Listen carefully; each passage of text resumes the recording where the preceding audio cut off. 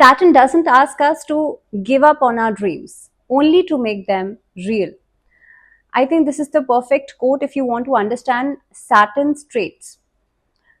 मुझे लगता है शनि का नाम सुनते ही बहुत लोग डर जाते हैं, तो फिर महादशा या अंतरदशा की तो बात ही अलग है। शनि जैसे ही गोचर करते हैं, अपनी राशि बदलते हैं, रेट्रोग्रेड हो जाते हैं, तो बहुत लोगों के दिमाग में आता है कि बस सब कुछ बुरा होने वाला है, but this is not right. Shani अगर आपकी कुंडली में अच्छे हाउस में है तो महादशा आए अंतरदशा आए आपको अच्छे रिजल्ट्स देंगे।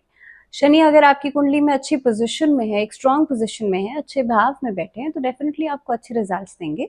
But only you need to understand कि क्या पोजीशन है और बाकी ग्रहों के साथ किस तरह से तालमेल बना रहे हैं, किस हाउस पर दृष्टि पड़ रही है। बहरहाल ये शनि के ट्रांजिट की सीरीज है। शनि रेट्रोग्रेड हो चुके हैं 29 जून 2024 को। 15 नवंबर तक उल्टी चाल ही चलेंगे। शनि एक बहुत ही स्लो मूविंग प्लैनेट है, बहुत धीमी गति से अपनी चाल चलते हैं, तो इनकी जो चाल है उसको समझना बहुत जरूरी हो जाता है। अब क्या है कि शनि रेट्रोग्रेड हो गए हैं, अपनी उल्टी चाल में आ गए हैं 29 जून से, और ये 15 नवंबर तक रहेगी। अलग अलग राशियों पर अलग अलग इम्पैक्ट देंगे। सबसे पहले क्योंकि ये जो सीरीज चल रही है इसमें हम बात कर रहे हैं अलग अलग साइंस के बारे में। अगर आपने पहले का साइन नहीं देखा है, because this is the 4th video, that means इस वीडियो में बात होगी कर्क राशि। कर्क क्योंकि चंद्रमा की राशि है, इससे पहले की वीडियोस नहीं देखी हैं तो आप इस सीरीज में जाकर के देख सकते हैं।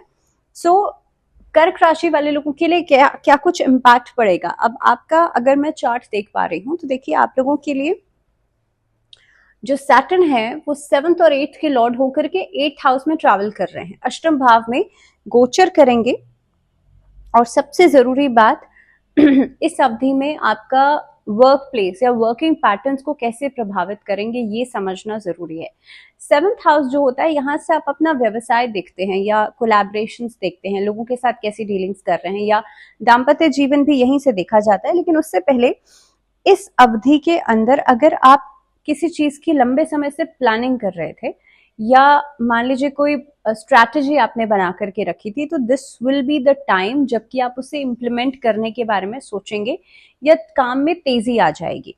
अगर कोई काम अटका हुआ था तो यहाँ से आपको अप्रत्याशित लाभ मिल सकता है, क्योंकि देखिए अष्टम भाव में जब वक्री होंगे तो ये कहीं ना कहीं पे चीजों में तेजी भी लाएंगे और अटके हुए काम को निकाल सकते हैं।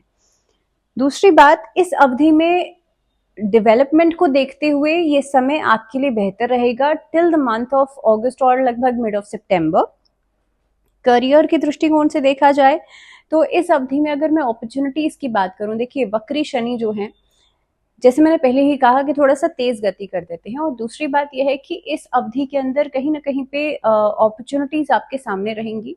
पहली बात तो अष्टम भाव है, तो कुछ ऐसी सिचुएशंस बन सकती हैं कि because of your personal issues या किसी और वजह से आप टारगेट्स को पूरा नहीं कर पाए, या अपॉर्चुनिटीज है उसे आप अचीव नहीं कर पाए, या उसका आप इस्तेमाल नहीं कर पाए। मान लीजिए आपको नौकरी का ऑफर आता है, आपके घर वाले तैयार नहीं है, या कोई और इशू है, आप उस नौकरी को उसके लिए हाँ ही नहीं कर पाएंगे। तो इस तरह की सिचुएशंस जो है वो आ सकती हैं। दूसरी बात यह है कि कार्यस्थल पर कुछ ऐसे अप्रिय लोगों से मुलाकात हो सकती है जिनकी वजह से विवादित मुद्दे उठ सकते हैं। सो मे बी आपके सहकर्मी हो सकते हैं, आपके सीनियर्स हो सकते हैं, इस तरह की जो स्थितियां हैं वो नजर आती हैं। सेकेंडली, व्यावसायिक नजरिए से देखा जाए तो देखिए कुछ लाभ में कमी आएगी और कुछ गंभीर परिस्थितियां ऐसी बन सकती हैं जहां पर आपने पुराने समय में अगर कुछ टारगेट्स आपने सेट किए होंगे, उसको अचीव करने के लिए मेहनत इस अवधि में ज्यादा करनी पड़ेगी। दैट मीन्स फोर्स जो है वो ज्यादा लगानी पड़ सकती है किसी भी चीज को अचीव करने के लिए। दूसरी बात, पैसों के लिहाज से देखा जाए, आर्थिक स्थिति देखी जाए तो आपको बहुत ज्यादा सावधान रहना है। अगर यात्रा कर रहे हैं जस्ट बी वेरी केयरफुल। चीजों के खो जाने का, चोरी हो जाने का खतरा हो सकता है, चोट आदि लगने का खतरा हो सकता है वाइल ट्रैवलिंग, जिसके ऊपर पैसा खर्च हो सकता है। तो कहीं ना कहीं पे पैसों के लेन देन में आपको थोड़ा सा सतर्क रहने की जरूरत है। इसके अलावा अगर मैं सेहत के लिहाज से बात करूं तो देखिए अष्टम के शनि की वजह से हेल्थ इश्यूज नजर आ सकते हैं। तो पैरों में स्वेलिंग, या फिर बहुत ज्यादा बोन्स या मसल प्रॉब्लम्स हो सकती है, या फिर जोड़ों में दर्द की समस्या परेशान कर सकती है, या फिर इंजरी से आप थोड़ा सा बच के चलिएगा। इसके अलावा अगर मैं रिलेशनशिप्स के लिहाज से बात करूं तो देखिए रिश्तों के लिहाज से भी एक दृष्टि क्योंकि कुटुंब के घर पे जाती है, तो पारिवारिक समस्याएं इस अवधि में उठ सकती हैं। कुछ ऐसे मुद्दे उठ सकते हैं जिसकी वजह से आपस में तालमेल बनने में समस्याएं आ जाएं। सिबलिंग्स के साथ, यानी कि आपके भाई बहनों के साथ आपके रिश्ते में कहीं ना कहीं पे खटास आ सकती है। सेकेंडली, एक दृष्टि क्योंकि शनि, वक्री शनि की पड़ेगी आपके दशम भाव पर। अब दशम भाव जो होता है वो आपके वर्क प्लेस का होता है। ड्यूरिंग दैट फेज, जैसे मैंने पहले भी कहा था कि आपके जो सहकर्मी हैं उनके साथ विवादित बातचीत जो है वो हो सकती है, जिसकी वजह से कहीं ना कहीं पे आरोप या प्रत्यारोप लग सकते हैं। इस अवधि में सरकारी कामकाज को लेकर के बहुत कॉशियस रहिएगा। अगर किसी डॉक्यूमेंट पर साइन करना पड़ रहा है, जस्ट बी वेरी श्योर कि आप सही डॉक्यूमेंट को सही तरीके से पढ़ करके ही साइन कर रहे हैं। दूसरी बात यह है कि लोगों के साथ बातचीत में भी अपने पॉइंट को बिल्कुल क्लियर रखिएगा। ऐसा नहीं है कि सामने वाला आपको गलत मिस इंटरप्रेट कर रहा है। दूसरी बात, एक दृष्टि पड़ती है द्वितीय भाव पर, और द्वितीय भाव की वजह से पारिवारिक मुद्दे उठ सकते हैं। लेकिन अगर मैं दाम्पत्य जीवन की बात करूं तो धीरे धीरे करके समस्याओं का हल जो है वो ढूंढा जा सकता है। ऐसा नहीं होगा, क्योंकि देखिए सप्तम और अष्टम के लॉर्ड हैं सैटर्न, सैटर्न वक्री हैं 8th हाउस में। तो जो दाम्पत्य जीवन है उसमें इश्यूज तो उठेंगे, लेकिन दैट अगेन डिपेंड्स, क्योंकि जो शनि है उसकी दृष्टि नहीं पड़ रही है सप्तम भाव पर। तो कहीं ना कहीं पे अगर लग्न कुंडली में आपका शनि अच्छी परिस्थिति में है, या जुपिटर अच्छा है, या शुक्र अच्छा है, तो आप देखेंगे फैमिली इश्यूज को, यानी कि जो आपकी दाम्पत्य जीवन के इश्यूज हैं उसको आप सॉर्ट आउट कर सकते हैं। तो ऐसा नहीं है कि प्रॉब्लम शुरू होगी तो वो चलती ही रहेगी। You may have solutions for that. अगर मैं बात करूं स्टूडेंट्स के लिए, क्योंकि एक दृष्टि आपके पंचम भाव पर पड़ती है, जहां से संतान, जहां से आप अपनी एकेडमिक्स देख सकते हैं और जहां से आप लव अफेयर्स देख सकते हैं। तो जब वक्री शनि की दृष्टि पंचम भाव पर पड़ेगी तो सबसे पहली चीज तो संतान की स्वास्थ्य को लेकर के थोड़ा सा सचेत रहने की जरूरत है। जो प्रेग्नेंट लेडीज हैं वो लोग अपने इस समय के दौरान, इस फेज के दौरान अपना ज्यादा ध्यान रखेगा, बिकॉज मिस कैरेज होने के चांसेस हो सकते हैं।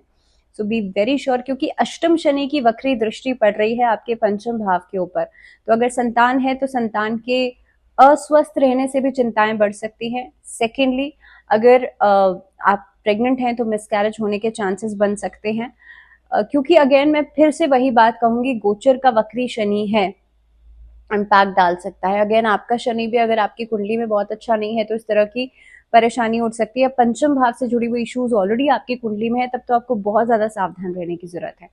अगर दूसरी बात, अगर आपका कोई लव अफेयर है तो इस अवधि में चांसेस हैं बिल्कुल कि आपका कुछ समय के लिए ब्रेकअप हो जाए, या बिना वजह की मिसअंडरस्टैंडिंग्स की वजह से जो ब्रेकअप्स हैं वो उसके फॉलोअप में आप रहेंगे।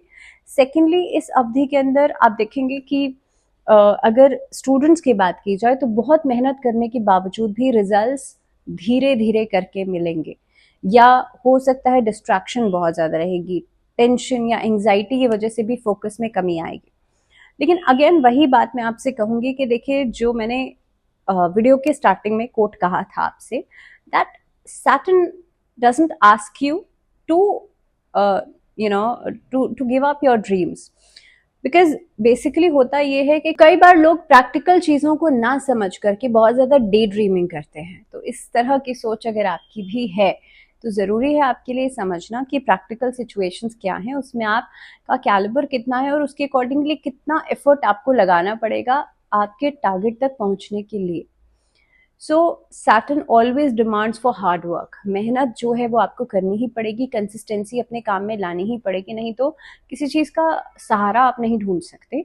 And that is all for Cancerians. कर्क राशि वाले लोगों के लिए जो पूरा खासतौर पे जो समय है आपके लिए कई सारे चैलेंजेस लेकर के तो आएगा, लेकिन अब इन चैलेंजेस को ओवरकम करने के लिए क्या रेमेडीज आप लोग कर सकते हैं।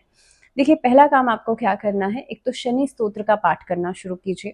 दूसरी रेमेडी आपके लिए रहेगी, जिन लोगों को एंग्जाइटी बहुत ज़्यादा रहती है या स्ट्रेस बहुत ज़्यादा रहता है, जो अब शनि के वक्री होने से आपको होने वाला है, क्या करना है आप लोगों को इस अवधि के अंदर, कोशिश ये कीजिएगा रुद्राष्टक का पाठ हर सोमवार आप नियमित रूप से करें। और क्योंकि इसी समय के बीच में, इसी फेज के बीच में श्रावण का महीना भी आएगा, तो रुद्रा अभिषेक भी कीजिएगा। हो सके तो घर में जो फीमेल्स हैं या जो मेल्स हैं वो सावन के सोमवार की व्रत रखें तो भी बहुत अच्छा रहेगा, उस पर भी आप लोग रुद्राष्टक का पाठ जरूर कीजिएगा। और मेक श्योर कि आप शिवलिंग पर जल चढ़ाएं, जल के साथ साथ काले तिल जरूर चढ़ाएं।